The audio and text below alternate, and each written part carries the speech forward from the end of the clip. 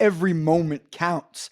How are we using our seconds? So like how do you apply that in your work? It's a good question. I guess the simple model I try and get athletes who I work with to stick to is, look, there's so much. Most of an athletic performance is beyond your control.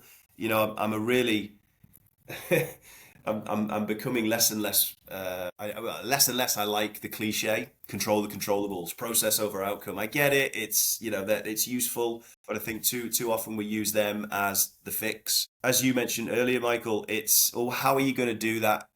What things are you in control of? And I say there's three things to an athlete. There's three things beginning with the letter B. One is your body language. You can be the most nervous, most angry person on the face of the earth. You can still control your body language. It's hard. It's going to take some practice, but you can do that. You can still control your breath. You can be so stressed, so anxious, but you can give yourself a moment just to slow that breath down. You can do that. It's not easy, but you can do it. And then finally, brain. You can be very clear. What are you going to do in the next 5 seconds? What's your next step? Doesn't have to be complicated. It could just be, I'm going to take a little bit longer.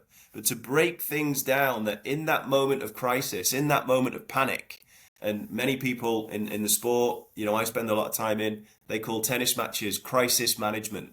There's a crisis happening almost every minute. There's something going wrong.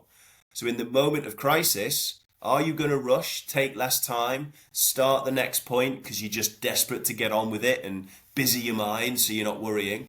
And we see a lot of that particularly with young athletes, but often with very, very good players.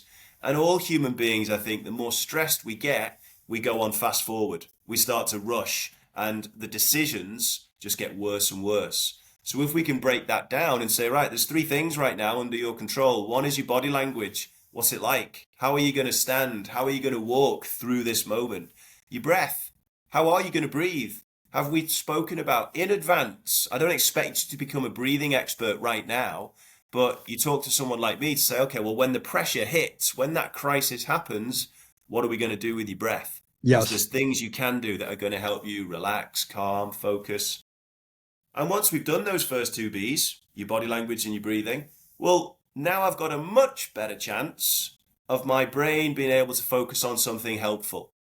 My brain being able to simplify the problem and give myself one little step or one little task to do in the next 5 seconds. And generally speaking, if we can get well trained and consistent with manage your body language, manage your breath, manage your thoughts, if we can get well trained and disciplined with how we use that moment of spare time, well, then we start to, as we've spoken about, Michael, we start to walk a little slower, act with a little bit more composure, think a little bit more clearer, which, again, right back at the start of this conversation, it doesn't guarantee you nail this performance and you win. It doesn't guarantee that, but it gives you a much better chance. And it certainly gives you a much better chance of maintaining a decent level of performance. Hmm. Because one thing that is pretty well proven through sports psychology is the moment you start rushing and tensing and making bad decisions, well, again, it's not a guarantee, but there's a pretty strong chance that performance is going downhill and downhill rapidly. So we try and put in a bit of a pause, manage your body language, manage your breath. What's your next step? So you manage your thoughts. So breaking it down and helping the athlete talk through in advance. Yes, And again, preparing. we're all different. I spend a lot of my time talking to athletes about what could go wrong today.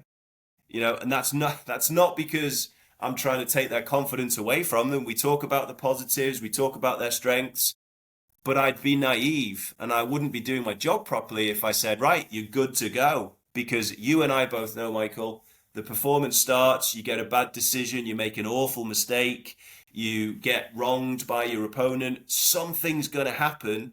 And if you're not prepared for it, it could tip you out of balance. And now Yes. you've lost your mentality. So we do spend a lot of time talking through, mentally preparing for the bad situation, the Uh-huh. challenge. And okay, it's not if it happens, it's when it happens, what are you going to do? And I'm trying to steer the athlete to, well, okay, this is how I'm going to be with my body. This is what I'm going to do with my breath. and this is what I'm going to try and think about for the next 5 seconds. That's Yeah. my pre-planned response Yes. for the chaotic situation that we know is about to happen.